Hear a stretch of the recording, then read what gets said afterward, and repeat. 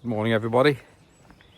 Back in Mansfield, just walking down to this storage unit to pick up the OFO bike. It's got to be OFO bike after coming back from China. Yellow bikes and share bikes and all that. So the OFO bike it's going to be. So I shan't show you the unit for obvious reasons, but I'll show you the journey home perhaps, and I'll show you the bike on the way home. So enjoy the looking at the OFO bike. One of the things I do, very sad of me I know, is look at these photograph OFO bikes as I see them. I saw a few in China. I've photographed most of them. Most have been riding past, and some have been stationary. You see one in hedge bottom. I post those photographs on the OFO bike group on Facebook, and you'll see mine soon again. Catch you in a bit. So here's my OFO bike. Just a quick welcome to Mansfield. Quite aptly, the OFO bike and the other bike share bikes I've seen, or some of the others in China, are yellow. To put that into perspective, it is now springtime. Look at our super long shadow on the ground. But you can tell it's spring because they've got daffodils coming into flower. In the UK, it's a great sign when you see daffodils coming to flower, because it's a sure sign things are warming up and it's spring. Anyway, back to my OFO bike. So for those of you watching on Red Note, this is what we get, or this is what we had in the UK for bike share with OFO. They had 3 different variations in the UK, 2 of which are very reminiscent of what you guys in China got, and I don't know if you got this one in China or not. I've taken off the solid tyres and I've put on pneumatic tyres, and a bit of an odd size. I've put the same size on that was on the bike originally, which was 150 for 26,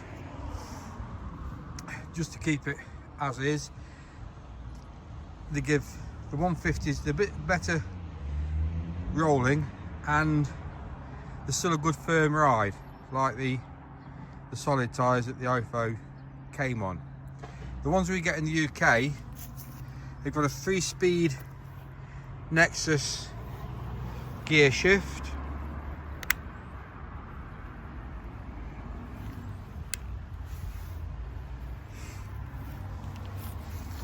Here's the rear end of the 3-speed Nexus, but on here I've put a larger sprocket on the back wheel, and I guess it's a 22.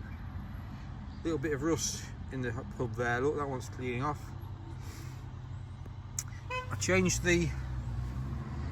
I'll put one of these lovely wheel locks on for security, and I also fitted a rear carrier, which was a bit of a comedy of errors to get this round onto the frame.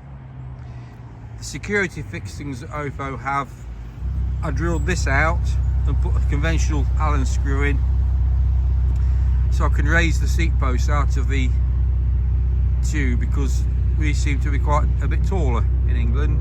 So I've raised the seat tube by about, I think about 120 millimeters there. There's still plenty of seat tube left in the frame. I did put a little flashing rear light on the back.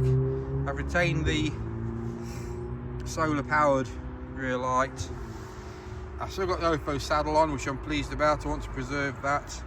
I've still got the OFO handlebar grips, mainly because it doesn't get a lot of use.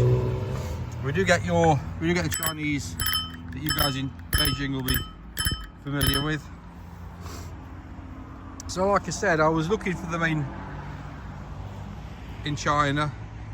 I didn't see so many in Beijing. Most of the ones I saw left were down on the south coast. A lot have been painted black by hand, I guess to disguise the fact that they are OFOs. And I did photograph some, and I did put some on Red Note. For those in the UK that don't know what Red Note is, it's like an amalgamation of Instagram and Facebook without the personal interaction that Facebook has got. But Red Note, you go onto Red Note and you do a search at the top, and it'll bring you oodles of information and other people on, and also there's a section on Red Note for nearby. So if anybody wants to follow me on Red Note, I'm English Andrew. Certainly a good platform, and it's a brilliant social media platform to have in China, and you know, for us in the West, it's one of the few that we can access. So that's the OFO bike. On the way home, for those of you who don't know the history, and you guys in China will correct me as I make mistakes, OFO and Mobike were the first two players, I believe, in the bike share community. Mobike still operate, but were bought out by another bike company, and I did jump on a hire bike in China, and it actually led me through the Mobike app.